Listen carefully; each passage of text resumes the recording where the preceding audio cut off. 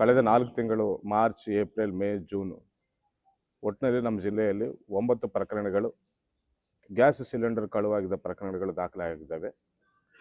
ಬಾಲ್ಕಿ, ಕಟಕ್ Chincholi, maker, Humnabad police ಸ್ಟೇಷನ್ಸಲ್ಲಿ ಒಟ್ಟು 9 ಪ್ರಕರಣಗಳು ದಾಖಲೆ ಆಗಿದ್ದಾವೆ.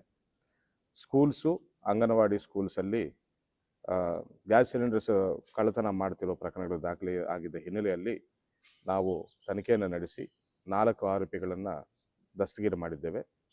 4 ಆರೋಪಿಗಳಿಂದ ನಾವು ಒಟ್ಟಿನಲ್ಲಿ 55 ಸಿಲಿಂಡರ್ಗಳನ್ನು ನಾವು ವಶಕ್ಕೆ ಪಡೆದಿದ್ದೇವೆ.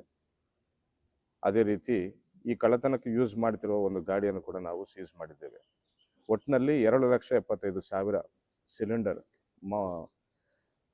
ಬೆಲೆ ಬಾಳುವಂಥ ಸಿಲಿಂಡರ್ಗಳನ್ನು ನಾವು ರಿಕವರಿ ಮಾಡಿದ್ದೇವೆ. ಅದೇ ರೀತಿ 4 ಆರೋಪಿಗಳನ್ನು ಅರೆಸ್ಟ್ ಮಾಡಿದ್ದೇವೆ. ಅದರಲ್ಲಿ ಒಬ್ಬ ಆರೋಪಿಗೆ ಈ ಹಿಂದೆ ಕಳ್ಳತನ ಮಾಡಿದ್ದ ಕೇಸುಗಳು ಆತನ ಮೇಲೆ ಇವೆ. MOB ಕೂಡ ಇದ್ದಾನಂತ ನಾನು ತಿಳಿಸ್ತಾ ಇದ್ದೇನೆ.